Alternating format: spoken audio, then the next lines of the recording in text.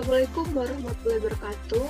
Kembali lagi dengan aku Maya Oleh Putri, salah satu mahasiswi dari Politeknik Padang, Prodi D4 Akuntansi dengan NIM 2111024119.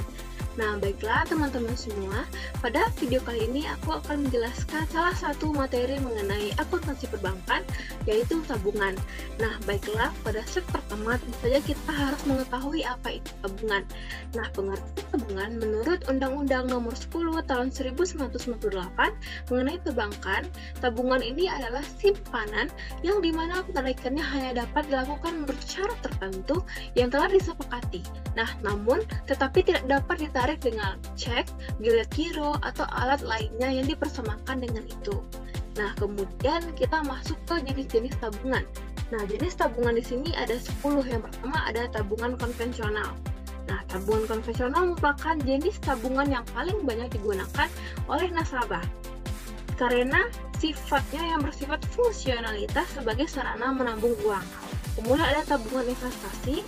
Sesuai namanya, tabungan ini digunakan untuk keperluan investasi oleh nasabah, di mana tabungan investasi dapat merujuk pada perencanaan pendidikan, proteksi kesehatan, hingga rencana hari tua, seperti layanan wealth management yang terdapat pada OCBC NISP. Kemudian juga ada tabungan giro. Nah, berikutnya, tabungan giro ini juga merupakan bagian dari jenis-jenis tabungan di Indonesia yang banyak diminati oleh nasabah. Nah, untuk penjelasan lebih lanjutnya juga ada di video aku sebelumnya. Kemudian kita masuk ke tabungan berjangka. Nah, pada fungsinya tabungan berjangka hampir sama dengan tabungan konvensional. Namun, pada tabungan ini nasabah memiliki jangka waktu khusus untuk mengambil uangnya. Kemudian juga ada tabungan valuta asing. Nah, merupakan salah satu jenis tabungan Indonesia yang bisa Sobat Cuan jadikan pilihan. Nah, di mana jenis tabungan ini menargetkan para nasabah dengan keperluan transaksi yang berhubungan dengan mata uang asing. Kemudian yang keempat ada tabungan bisnis. Nah, umumnya jenis tabungan ini digunakan untuk keperluan bisnis sehingga memiliki minimum jumlah setoran yang lebih tinggi dari biasanya. Nah, meskipun begitu, tabungan ini juga menawarkan tingkat suku bunga yang lebih tinggi, sehingga tak heran jika tabungan bisnis ini digunakan untuk keperluan transaksi dengan nominal yang besar. Sesuai namanya, tabungan ini akan cocok untuk para pebisnis dalam mengelola keuangan perusahaan yang memiliki nilai aset cukup besar. Kemudian yang ketujuh ada tabungan pegawai. Nah, umumnya tabungan jenis ini sama dengan tabungan konvensional, namun tabungan pegawai biasanya ditujukan untuk karyawan dari suatu perusahaan yang bekerja sama dengan bank tertentu. Nah, ini biasanya seperti kita bekerja pada perusahaan, nah gaji itu akan masuk ke rekening yang sudah ditentukan banknya oleh perusahaan. Nah, kemudian yang ke-8 ada tabungan mahasiswa. Nah, tabungan mahasiswa ini juga merupakan salah satu dari jenis-jenis tabungan menguntungkan di Indonesia. Nah, sesuai namanya, tabungan yang satu ini hanya diperuntukkan bagi mahasiswa. Nah, contohnya itu seperti tabunganku yang biasanya kita kenal. Kemudian ada tabungan anak. Nah, tak hanya mahasiswa, ada juga jenis tabungan yang diperuntukkan untuk khusus untuk anak. Setiap orang tua tentu menginginkan segala kebutuhan anak terpenuhi, termasuk perihal kualitas pendidikan. Nah, tabungan anak memungkinkan orang tua untuk mempersiapkan anggaran kebutuhan dana untuknya sejak dini. Kemudian yang terakhir ada tabungan haji. Nah, seperti namanya, tabungan ini bertujuan untuk menjaga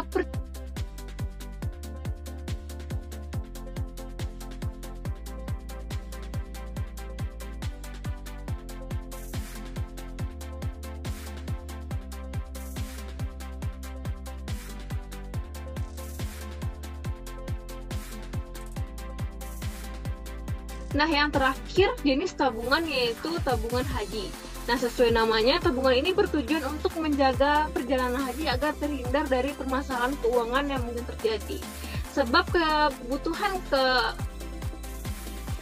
ketentuan tabungan haji cenderung cukup tegas sehingga nasabah akan lebih disiplin dan memprioritaskan tabungannya.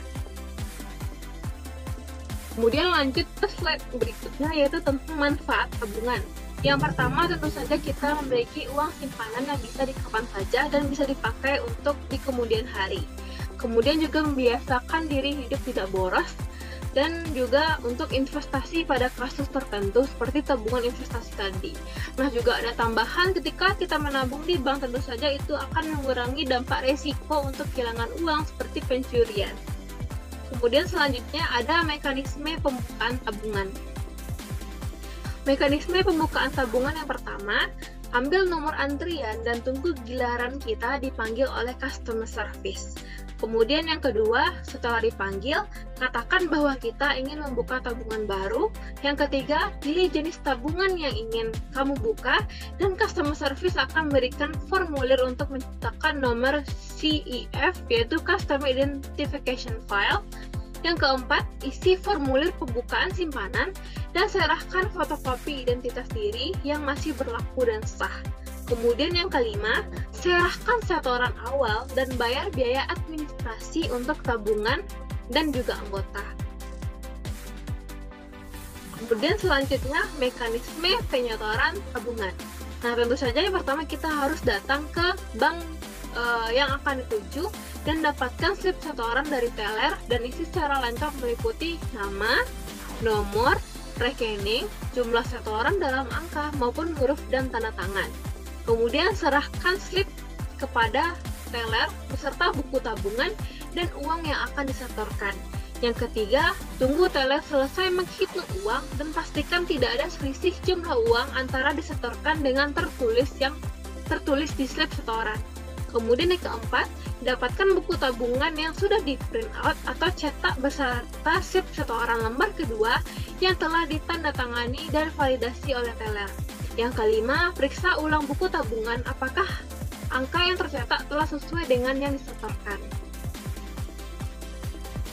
Nah, yang terakhir ada mekanisme penutupan tabungan. Yang pertama, tentu saja kita datangi kantor cabang bank yang akan digunakan terdekat dengan domisili Anda saat ini dengan membawa semua persyaratan. Yang kedua, uruslah penutupan tabungan ini kepada pihak customer service. Dan yang ketiga, sampaikan tujuan dan berikan semua kelengkapan berkas mengenai tentang penutupan tabungan tersebut. Kemudian untuk melanjutkan proses penutupan, kita akan diminta untuk mengisi beberapa formulir seperti bukti penutupan rekening tabungan. Nah, yang kelima, tunggulah proses berlangsung dan pastikan tidak ada saldo yang tersisa di rekening tabungan tersebut. Nah, jika ada, pindahkan atau tarik dana tersebut sesuai dengan kebijakan bank. Nah, untuk di zaman sekarang tentu saja teknologi lebih memudahkan kita dalam melakukan membuka tabungan atau itu melakukan setoran dan juga menarik uang. Nah, kita tidak perlu secara langsung untuk offline datang ke bank. Nah, sekarang juga ada teknologi yang namanya mobile banking dan bahkan ATM sekarang pun juga bisa untuk melakukan setoran tunai. Itu juga mempermudah kita dalam melakukan transaksi baik itu setoran ataupun juga penarikan. Nah, baiklah, sekian video kali ini dan penjelasan pada video kali ini. Saya ucapkan terima kasih. Bye-bye.